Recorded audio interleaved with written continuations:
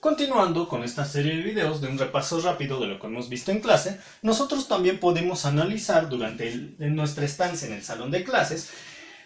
la ley de Gauss para el campo eléctrico, la cual nos permite definir de una forma muy sencilla al campo eléctrico gracias a que consideramos conceptos como la carga eléctrica, la superficie gaussiana que tiene que envolver completamente a la carga eléctrica, de tal manera que para facilitarnos el proceso, el vector normal u ortogonal a la superficie gaussiana coincida con la dirección del campo eléctrico, porque nosotros al tomar en cuenta ello podemos simplificar fácilmente el producto punto de estas dos entidades, sabiendo que el vector de campo eléctrico puede expresarse como la magnitud del campo eléctrico por el vector unitario que me permite definir la dirección del campo eléctrico producto punto del vector ortogonal a la superficie gaussiana por la diferencial de área. Esto es igual a esto se puede igualar fácilmente a 1, como lo hemos hecho en los ejercicios de clase, y resolverlo de manera sencilla, dado que conocemos que toda esta integral es igual a la carga interior, es decir, la carga que está envuelta por la superficie gaussiana entre la permitividad eléctrica del aéreo vacío. También nosotros, durante nuestros análisis en el salón de clases, llegamos a otra definición muy importante para la electricidad y magnetismo, y conocer a la caída de voltaje que se experimentará en diferentes ambientes. Yo sé que debo aplicar una energía para poder trasladar a una partícula cargada de un punto a otro a través de un campo eléctrico. Dicha energía será igual a esta expresión donde tenemos la integral de contorno de la fuerza del vector fuerza de Coulomb producto punto de la diferencial del vector R. Nosotros conocemos que la fuerza de Coulomb puede ser expresada como la carga eléctrica por el campo eléctrico, de tal manera que al despejar esta E de un punto a otro, tendremos que la diferencia de potencial será igual a la integral de contorno del campo eléctrico producto punto de la diferencial del vector R.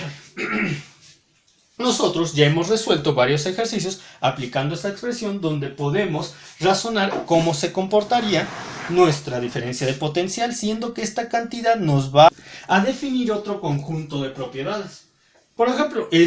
lo que he mencionado se utiliza para poder relacionar la caída de voltaje con las diferentes propiedades físicas del capacitor. Nosotros ya hemos considerado este tipo de desarrollo en el salón de clases, donde al aplicar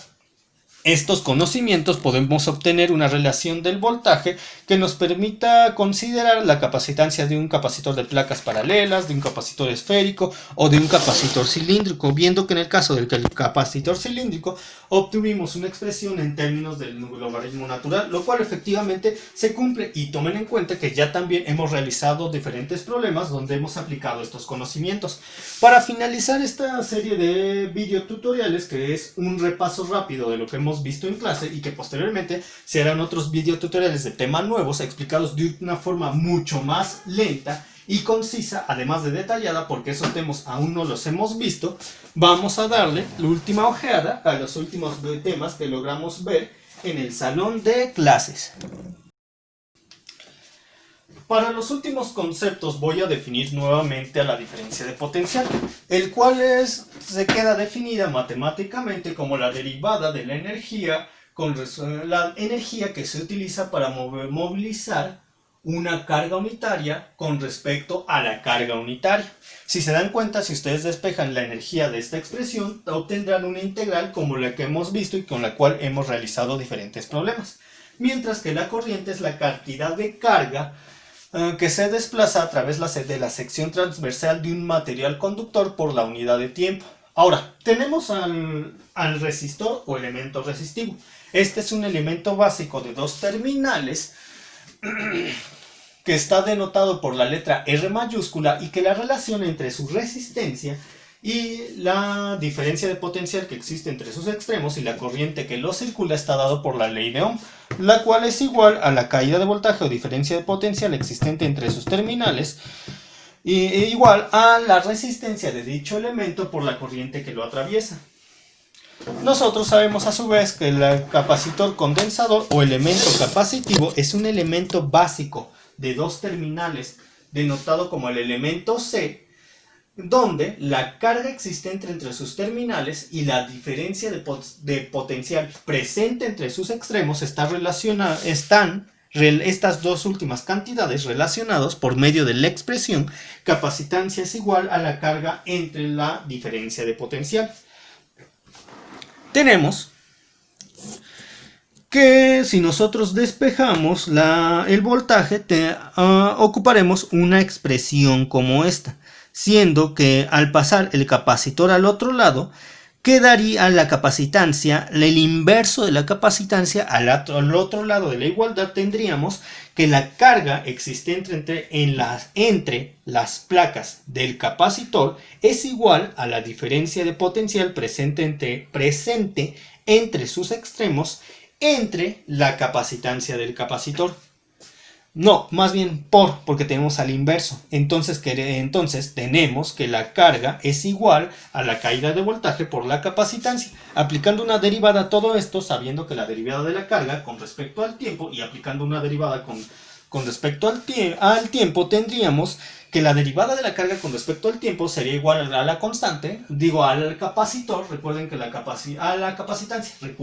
capacitancia es una constante. Entonces tenemos la derivada de la carga con respecto al tiempo sería igual a la capacitancia por la derivada de la caída de voltaje con respecto al tiempo. Este análisis ya lo hicimos en el salón. Y que si podemos definir al inverso de la capacitancia, el cual se le denomina elastancia, como diferente a cero, podemos acomodar las expresiones matemáticas de tal manera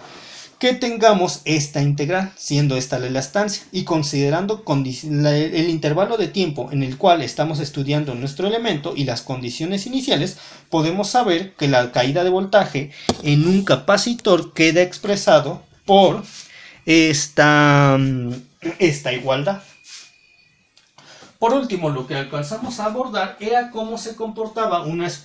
espira de material conductor al ser atravesada por una línea de flujo magnético. Recuerden que Faraday ya nos estableció que si una línea de flujo magnético atraviesa perpendicularmente una espira de material conductor, se generará una corriente del punto A al punto B, lo cual provocará una fuerza electromotriz. Siendo que también Faraday nos ha señalado que la fuerza electromotriz será igual a la derivada negativa con respecto al tiempo del flujo magnético. Y como nosotros sabemos que la fuerza electromotriz es una subida de voltaje, y para elementos básicos como el resistor,